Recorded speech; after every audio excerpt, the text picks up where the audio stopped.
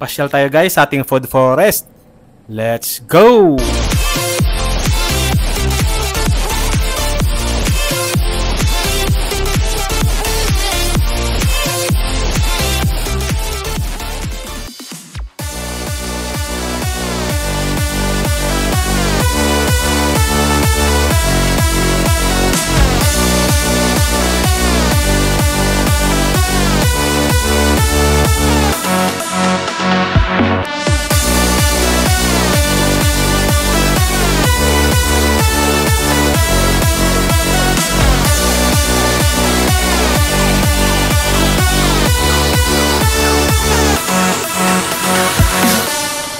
Yo, so dumating na tayo sa ating area.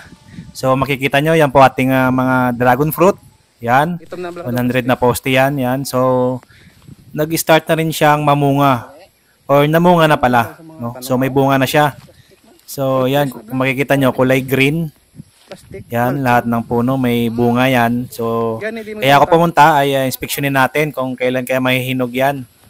Yan, so ito, daming bunga, mga 5 sa isang poste.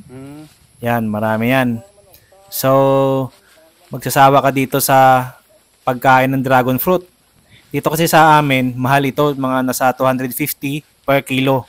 So, kaysa bumili ka, di magtanim ka na lang, di ba? At syempre, nagpakain na rin tayo sa ating mga tilapia. Yan, so bigay lang ng BFAR yan, 1,000 fingerlings. So, inalagaan natin, so magto 2 months na yan. So, makikita nyo, malaki na, pwede nang kainin yan. Yan, may tilapia, meron ding nakapasok na dalag o hito. Yan, pakikita nyo mamaya, may hito dyan na kumakain. Yan, no. Kaya siguro kinain yung maliliit na fingerlings paglagay namin kasi may hito. Yan, titingnan nyo Pakita ko sa yung hito. Tingnan nyo ng maigi, huwag kayong kukurap. Yun. So yun, malaki na. Malaki na yung hito, pwede nang kainin yan. Tsaka meron pa yatang isa dyan, tingnan nyo Yun kumakain siya sabay ng tilapia. Yun. At saka yun, may isa pa malaki.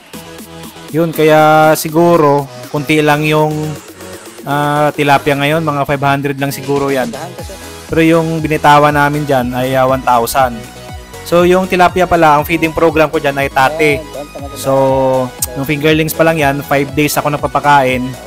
Pag grower na, so 3 times a day na lang. At saka pag finisher na, mga 15 days siguro yon bago i-harvest, ay finisher na. So 120 days lang ito yung tilapia guys. So mabilis lang itong harvestin. So yun.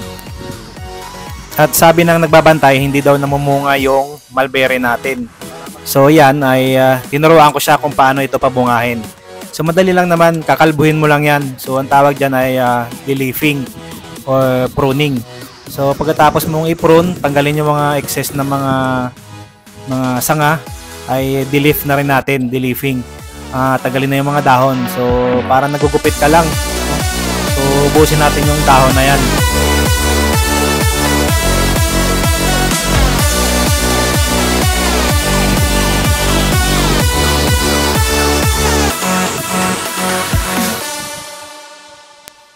So yun lang kadali guys, at ito yung resulta niya. Yan. So pagkatapos nating ma-de-leaf yan, ay lagyan natin ng triple 14 or kung meron kayong compost ay pwede rin.